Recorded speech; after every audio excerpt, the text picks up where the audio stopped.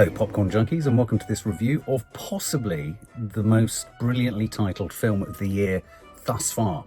If I had legs, I'd kick you. This is another film from that indie powerhouse A24, directed by Mary Bronstein, she's also an actress, starring Rose Byrne, yes, she from Bridesmaids, and also Conan O'Brien is in there, A$AP Rocky, and Christian Slater, blast from the past, pops up at the end of this too. What the hell is this film? This film defies genre, defies expectations, defies understanding at times, and is actually quite an obstreperous and difficult film to gain access to.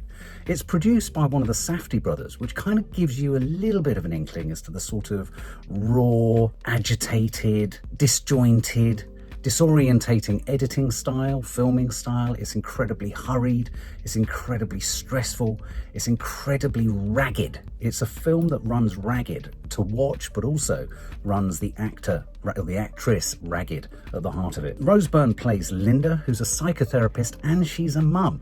And quite early on, it's it's indicated to us very early on in the film that abstraction is the order of the day.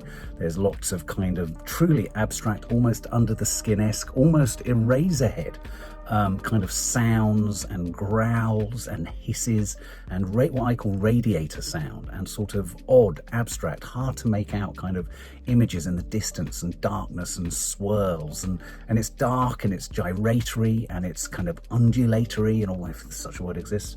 So it's I would describe this as a curiously abstract mind and intense mind journey almost through the nightmarish landscape of being a mother to a daughter who has an unspecified and kind of unclarified, even by the end of the film, eating disorder. She has an issue which means she has to be fed by a tube into her abdomen and has a sort of machine that pumps that food in. The weirdest part of all of this film is that for the first, apart from the last shot almost, for the entirety of the film, you never see her daughter.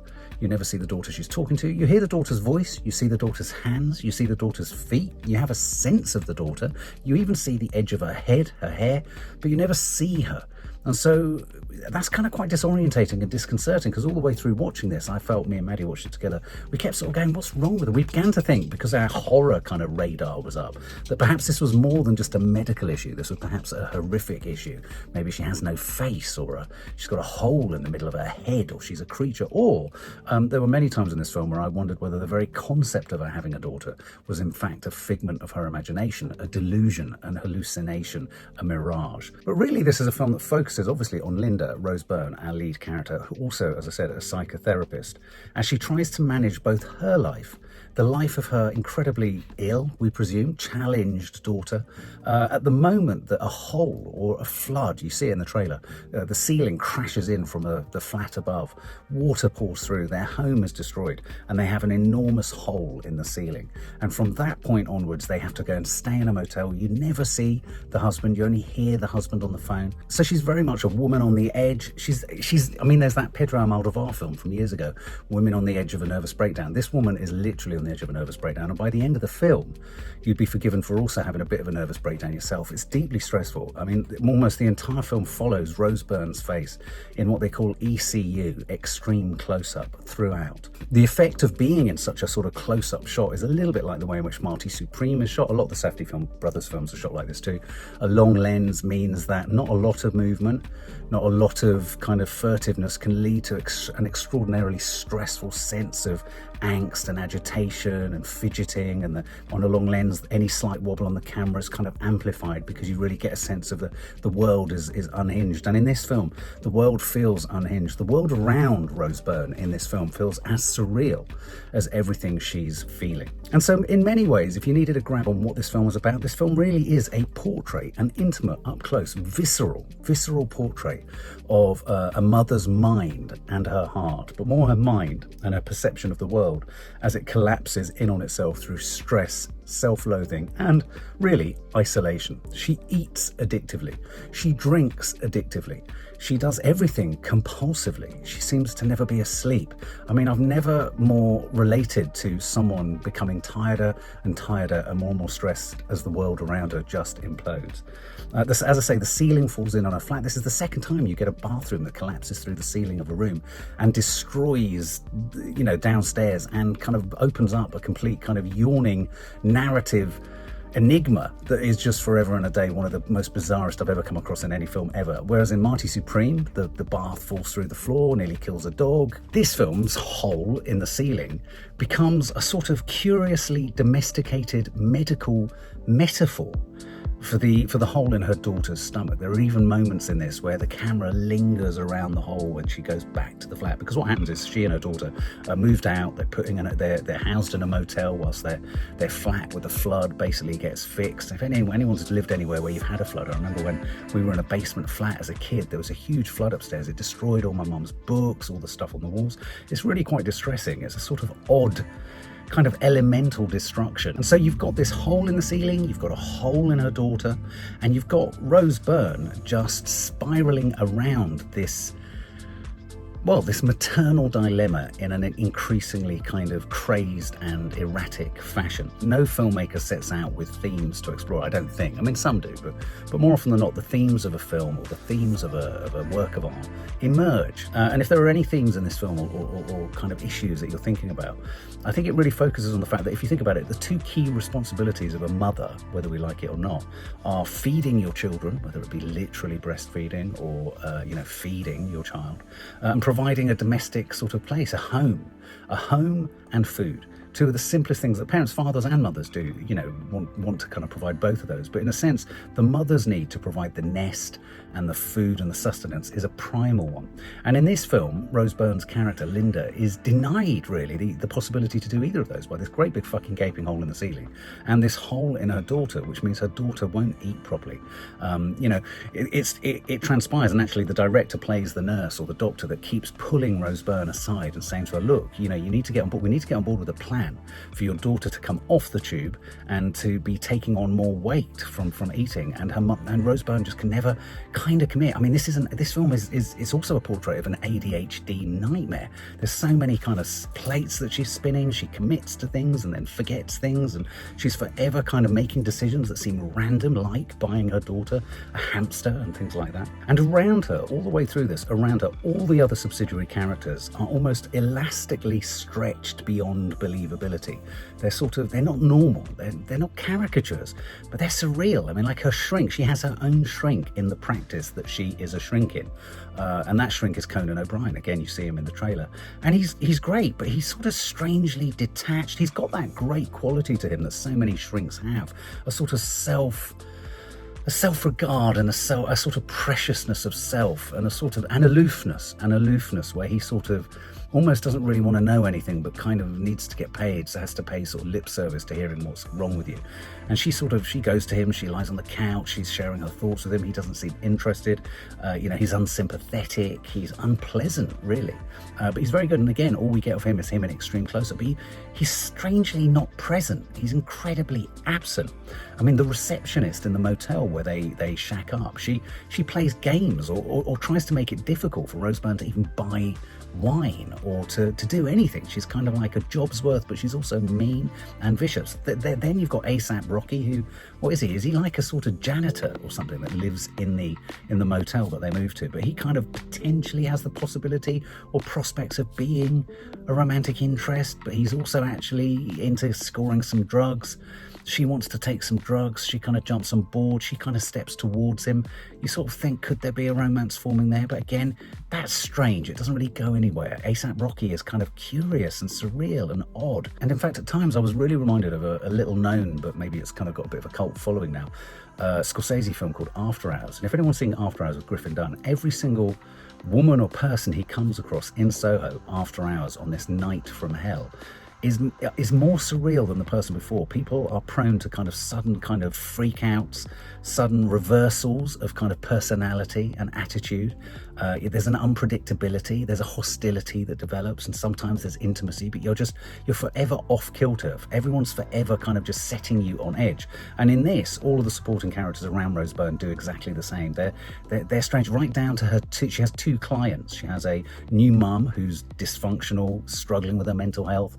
You think she's a suicide risk. She ends up abandoning her daughter in the shrink practice, and so Rose Byrne at one point has this baby in a carry cot that she's just wandering around with, not knowing what to do with it. All the while, her daughter is on this fucking tube in a motel room with the sound of it going.